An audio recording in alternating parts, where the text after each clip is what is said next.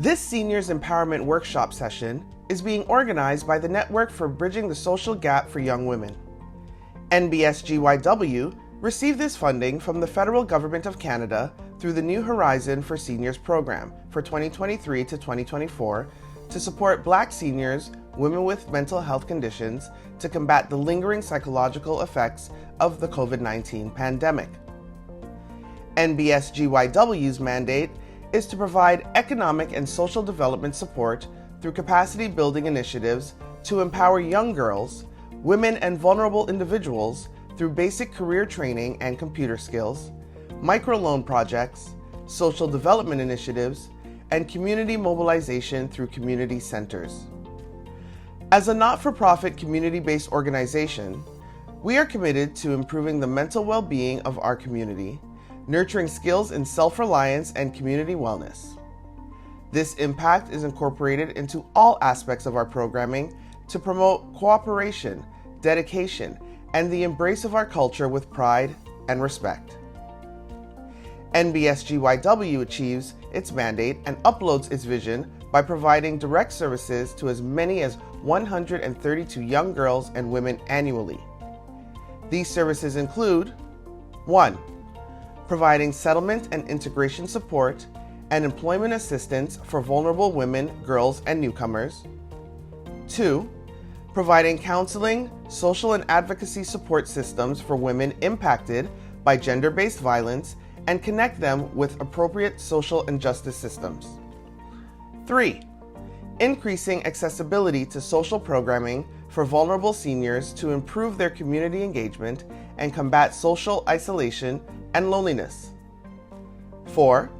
To facilitate women's consultation in the community to identify non-legal conflict mediation approaches that assist women and young girls and families affected by conflict or legal entanglements.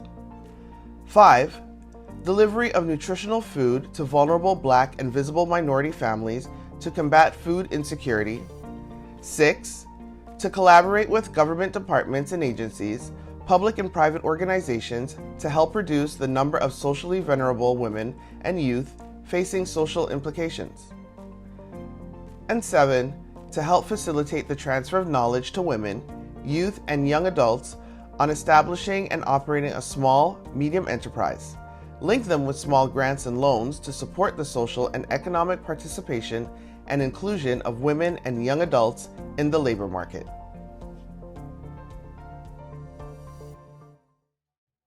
Thank you for joining us for the Seniors Better Living Workshop.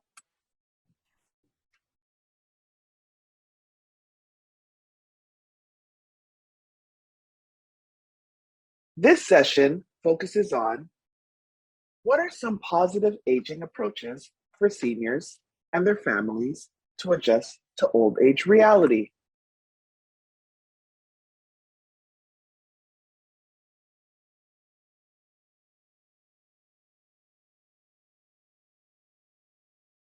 Firstly, what is positive aging?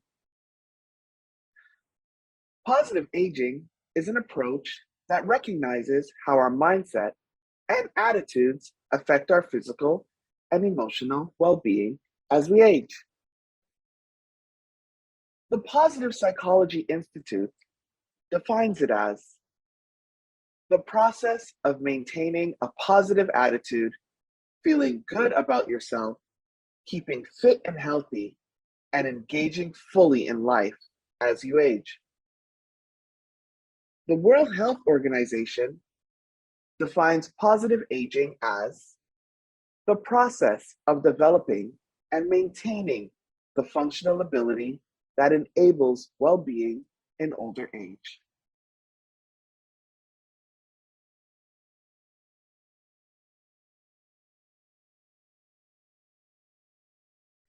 According to the Positive Psychology Institute, aging is often associated with many rewarding experiences, but is also a time when significant changes might occur, such as a diminution of physical vitality and function, contracting social networks, limited employment opportunities, and loss. Keeping a positive attitude towards aging is vital, as studies indicate that a positive attitude improves physical and mental health. It also enables people to maintain a sense of control and quality of life as they face another part of the life cycle.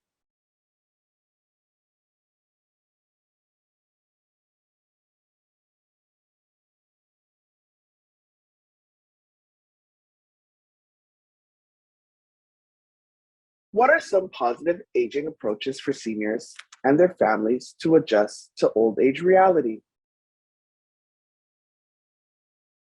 First, we have learning to cope with change. Next, finding meaning and joy. Next, stay connected. And finally, keep the mind sharp.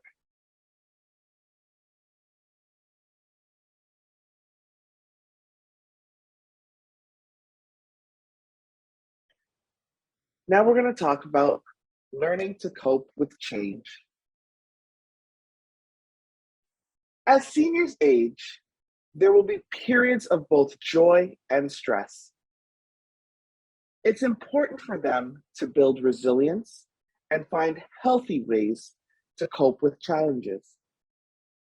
Disability will help seniors make the most of the good times and keep their perspective when times are tough.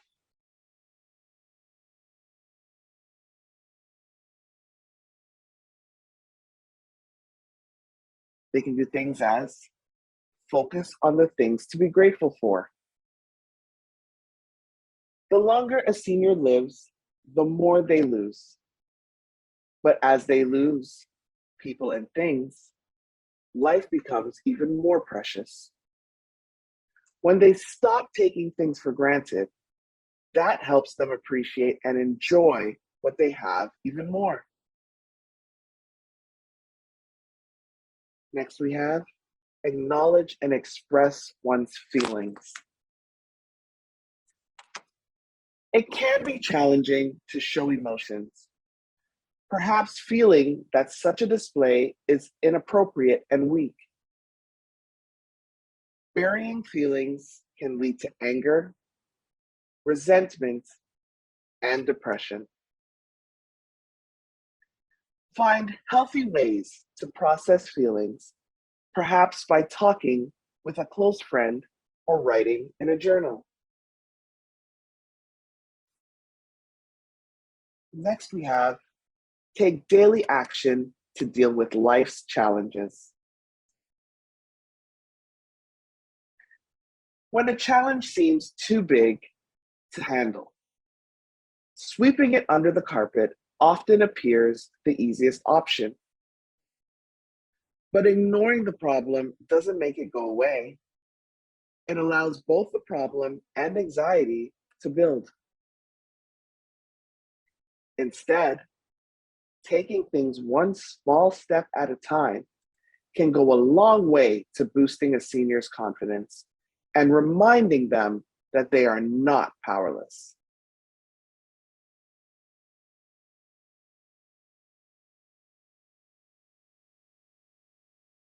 Next, we have finding meaning and joy. A key ingredient in the recipe for healthy aging is the continuing ability to find meaning and joy in life. As seniors age, their life will change and they will gradually lose things that previously occupied their time and gave them purpose. Everyone has different ways of experiencing meaning and joy, and the activities they enjoy may change over time.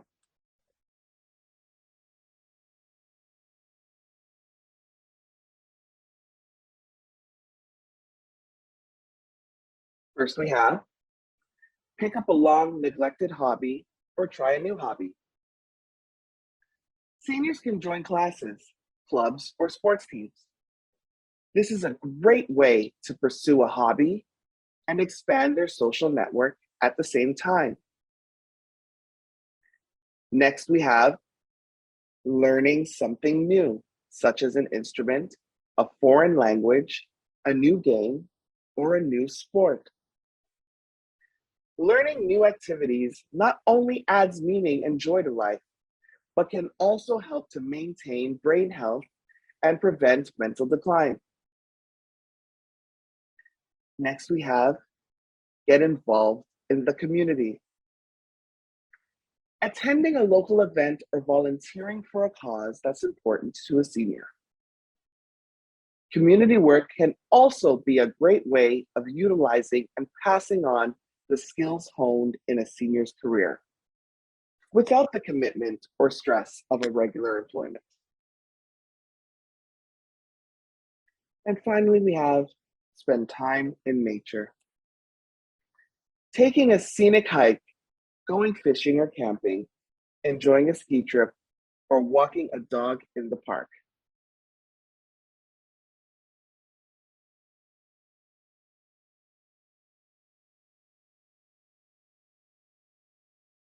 Next, we have stay connected. One of the greatest challenges of aging is maintaining a support network. Staying connected isn't always as easy as one grows older.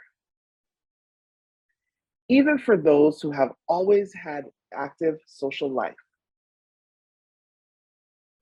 it's important to find ways to reach out and connect to others, regardless of whether a senior lives with a spouse or partner. Along with regular exercise, staying social can have the most impact on health with age. Having an array of people to turn to for company and support is a buffer against loneliness, depression, disability, hardship, and loss.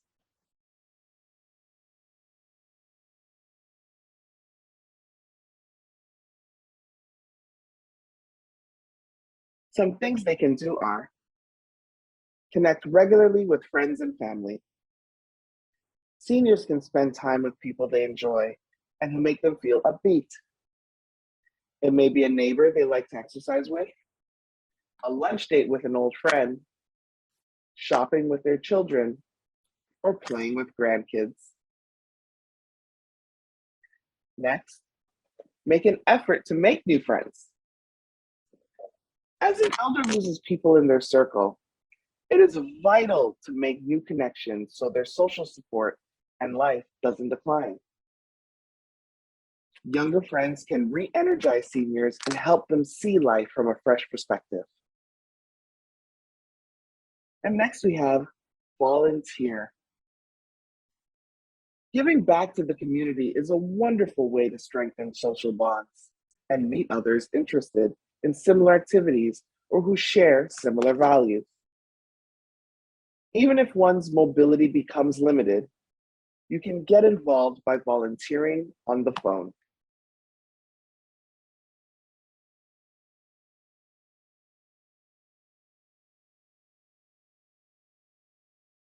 Next, we have keeping the mind sharp. There are many good reasons for keeping the brain as active as the body. Exercising, keeping the brain active, and maintaining creativity can actually help to prevent cognitive decline and memory problems. The more active and social a senior is, the more they use and sharpen their brain.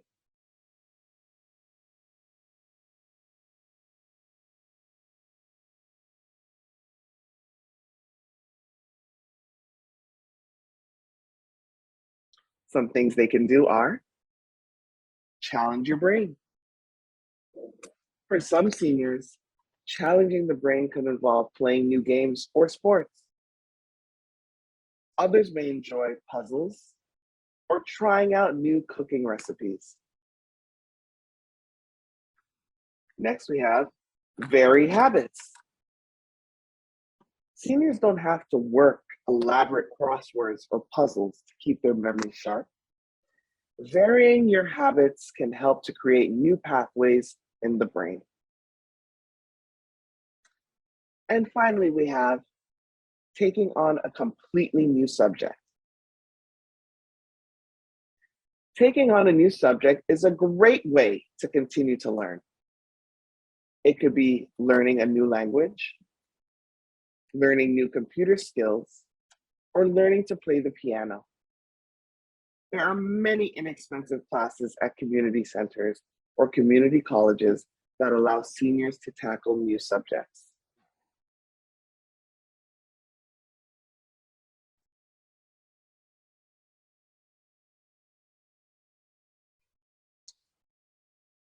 Now we're moving on to positive aging theories. These are listed as disengagement theory, the activity theory, continuity theory, and the life course perspective.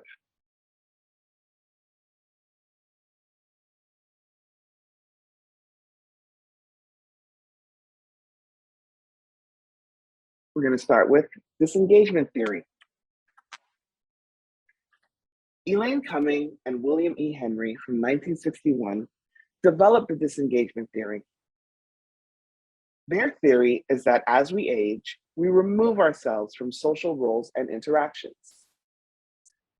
We do this because we realize death is imminent.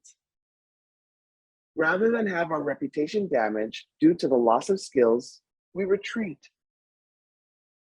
Cumming and Henry's 1961 theory includes 9 beliefs, and we will list them below. They are, number 1, everyone expects death. Older adults accept that they're losing abilities as they age, so they begin to leave their networks. Number 2, fewer contacts create behavioral freedoms.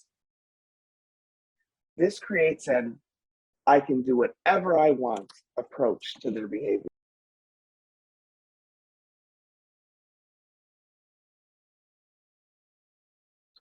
Number 4, the ego evolves as it ages.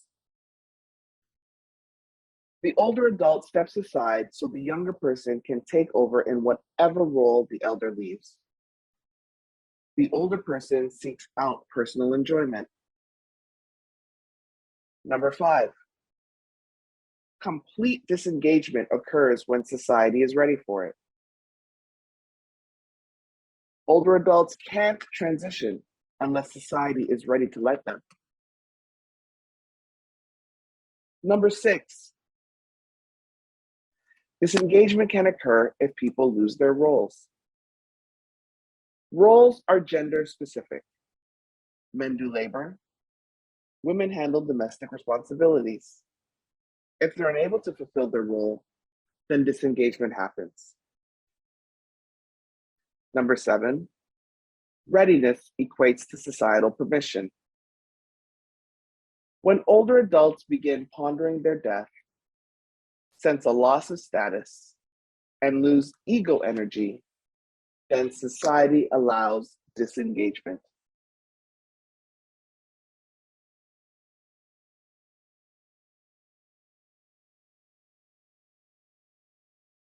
Number 8, relational rewards become more diverse. Societal rewards tend to include upward mobility. Disengagement creates horizontal rewards. People look to their remaining interpersonal relationships to fill the vertical reward void.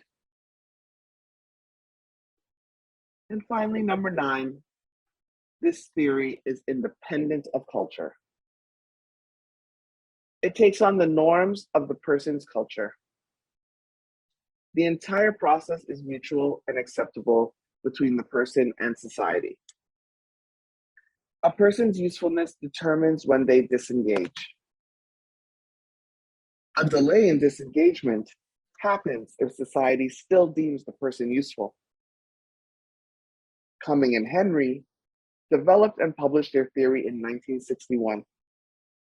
It's outdated, but this theory also assumes that a family consists of a male and female adult. It doesn't consider same gender or single parent families.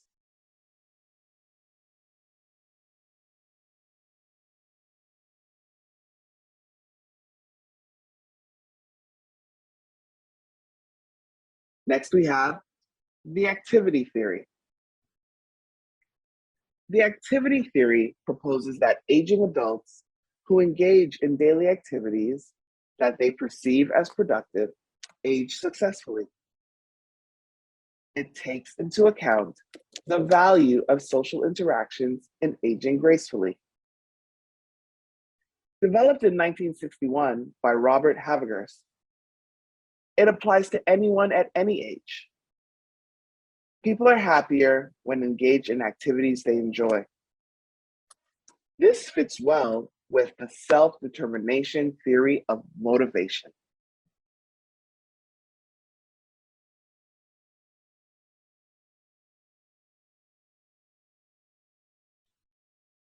Next, we have continuity theory.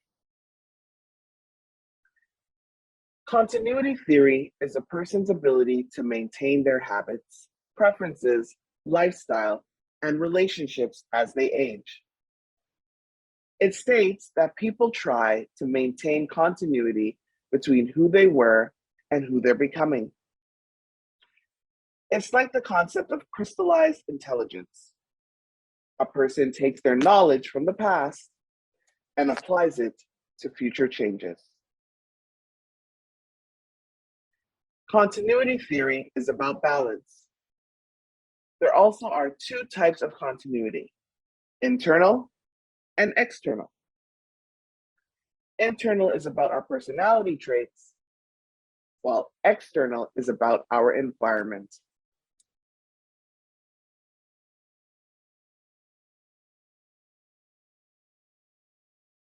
Next, we have the life course perspective.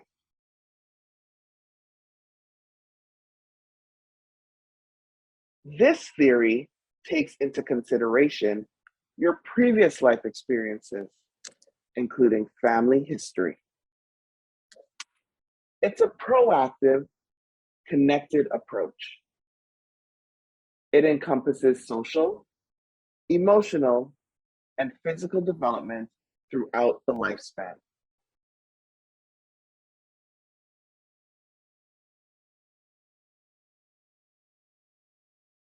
Developed by Glenn H. Elder Jr., this theory has 5 guiding principles. The following list is from Elder. Number 1, lifespan development. Human development and aging are lifelong processes. Number 2, agency. Individuals construct their own lives through their choices and actions they take within the opportunities and constraints of history and social circumstances. Number 3, time and place. The life course of individuals is embedded and shaped by the historical times and places they experience over their lifetime. Number 4, timing.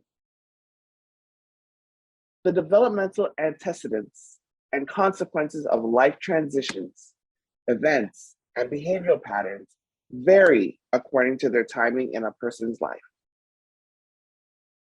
And number 5, linked lives. Lives are lived interdependently, and socio-historical influences are expressed through this network of shared relationships.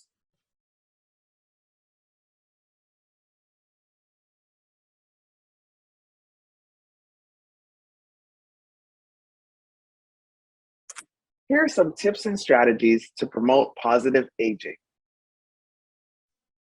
According to researchers Gianni Pez, Anne Herm, and Michael Poulet, there are 5 places in the world where people live longer than anywhere else. Known as the Blue Zones, they include Ikaria, Greece, Loma Linda, California,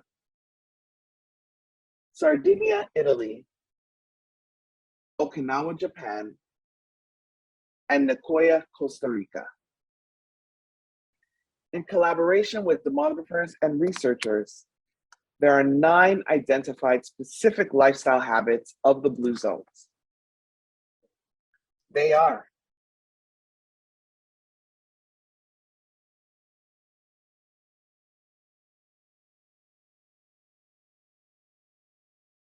move naturally. People in the blue zones live in areas that push them to move without thinking much about it. Their exercise includes activities like gardening. Next, we have purpose, called ikigai by the Okinawans. This is your reason for getting up in the morning. Find it, and you'll live about 7 years longer. Next, we have downshift. Learn how to manage stress. People in blue zones pray, remember their ancestors, take naps, or engage in happy hour. Next, we have 80% rule. Stop eating before you're full. Eat your smallest meal in the late afternoon or early evening. And don't eat anything else. This is how blue zone people live longer. They control their weight.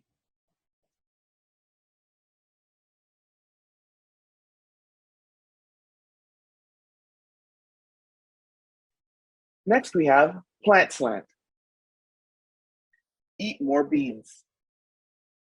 Some people in the blue zones eat pork, but not more than a handful of times in a month. Serving sizes are 3 to 4 ounces. Next, we have wine at 5. Wetner discovered that everyone in the blue zones, except Adventists, drink alcohol. They drink 1 to 2 glasses a day with friends and or with food. He suggests Sardinian Canano wine. Next, we have belong. Most of the centenarians belong to a faith-based community. Their research shows that attending services 4 times per month adds 4 to 14 years to your life. And then we have loved ones first. Blue zone people put family and their partners first. Aging parents and grandparents often live in the same home with their children or nearby. This lowers disease and mortality rates of children in the home, according to Bwetner's team.